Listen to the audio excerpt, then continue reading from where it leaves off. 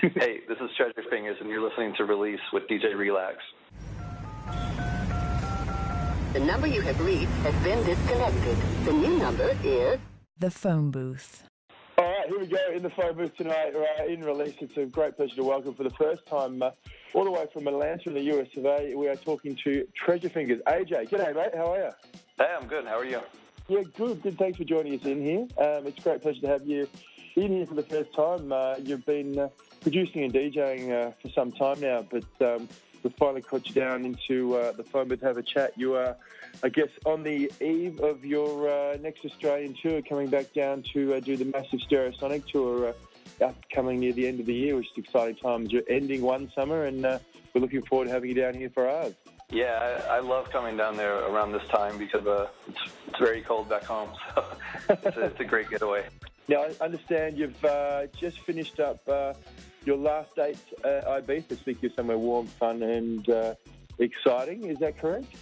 Yeah, that was what I thought would be my last bit of summer nice weather, but then I forgot about this Australian thing, so right. Going hopefully right on into the spring next year. If I can keep all the cold weather, I'm very happy about that. Living the perfect life of a DJ producer. Now, it seems, I guess, this role that you have, producing, I guess, first and foremost, came about somewhat, I guess, just by a bit of experimentation and from your father as well, as I understand, sort of being handed down some equipment and some just discovery from your own side. Can you tell us, I guess, how this sort of developed for you? Yeah, aside from my dad teaching me kind of basic, how MIDI kind of worked and how to set up a drum sequencer and how to operate a 4-track. Once he taught me that stuff, I kind of just went crazy with it and did a lot of stuff you probably aren't, it wasn't made for, just experimenting and trying to get sounds that I wanted out of it. Thinking back now to some of the stuff I did, it's like, what was I thinking? Like, as a young kid being 13, 14 years old and just messing with weird electronics and doing kind of experimental miking, and I don't know, it's pretty crazy. I would love to go back and find any tapes that I'd recorded. I have no idea where that stuff would have been, but yeah, it was fun. My dad teaching me to play guitar at a super young age, and then just growing from there to learning drums and bass, and started taking piano lessons, and then he kind of taught me how to write songs and how to record them on the 4-track, and after that I just kind of went crazy on my own. What a brilliant introduction from your dad, I guess. I mean, he obviously has musical skills. What was his role? Was he just a part-time musician himself, or? Yeah, he would play around some bars and stuff like that. It was more of a hobby for him.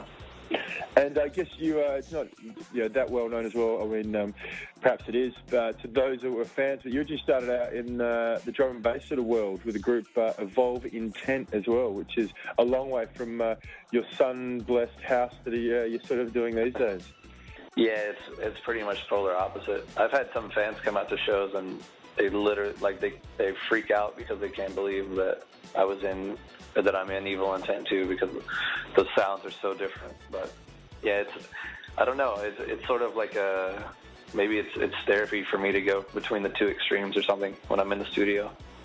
Yeah, it seems to remind me actually of another friend of ours here on Release, a man that I think you're friends with too, a man by the name of Alexander Holland, who also started out as some drum and bass stuff, as well said.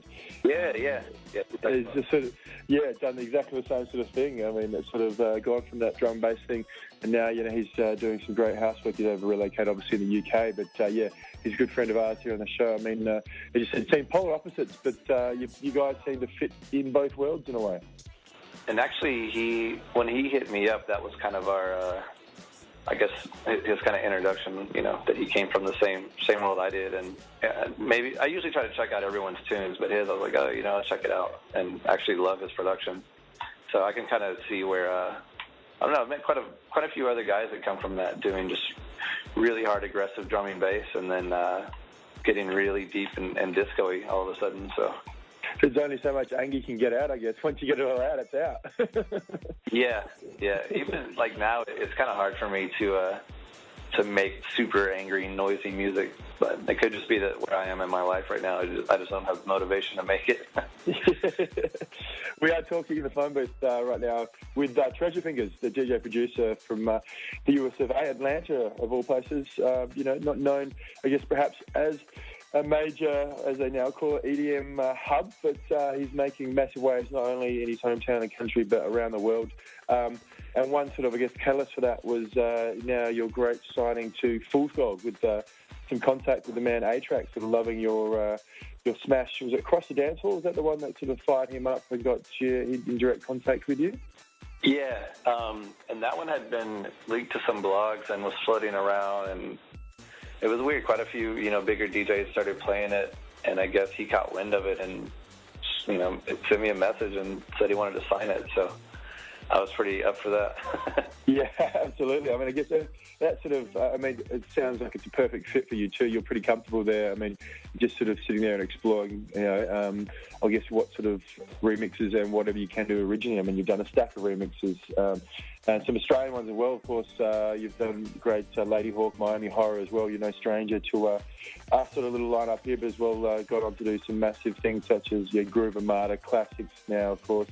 We're doing some great stuff.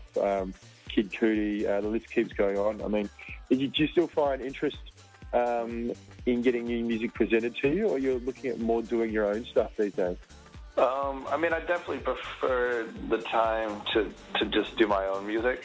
Yeah. But I will still get offers of, just amazing songs, or even just other artists that I really like, and I've, wanted to work with them or want to do a remix for them. So I still take on quite a bit of remixes, but at the same time, I would love to just focus on originals for a while until I get a bigger library built up. Is that the sort of idea? I mean, is there something like an album in mind for you in this day and age? Is that relevant to you for an album? How's your take on that?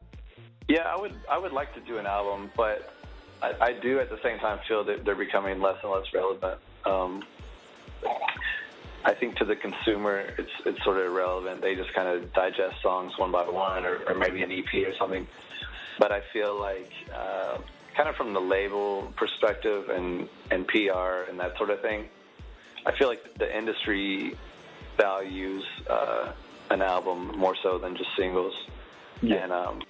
And I think things are slowly changing, but I remember even just like a year ago that there were festivals where it's like you're not going to get booked on the main stage unless you've put out an album. It was kind of the top things, And now it's kind of like, obviously like Avicii could just come out with Levels, like one song, and definitely blow that out of the water where, he doesn't need an album. But I don't know. I still would like to do one just because I have a lot of stuff kind of saved back that isn't necessarily made for just a single or an EP. It's kind of a whole collection of a certain vibe of music. So yeah, I don't know. I would say I will hopefully get it finished before albums are completely irrelevant. But yeah, at the same time, I make music, and a lot of it ends up just being really housey and clubby, and I'll put it out as a single. So it just depends on how things go, I guess.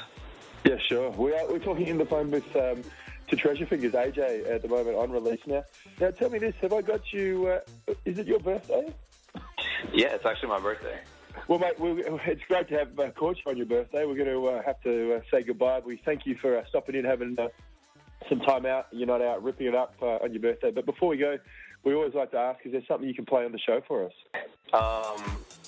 Yeah, this is a new one called Blowing Up. It's a collaboration I did with Codes from Slow Roast Records.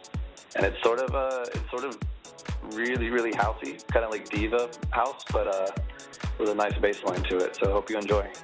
Here you go, your first listen from the birthday man himself. A treat for you from Treasure Fingers on release. For more, head to djrelax.com.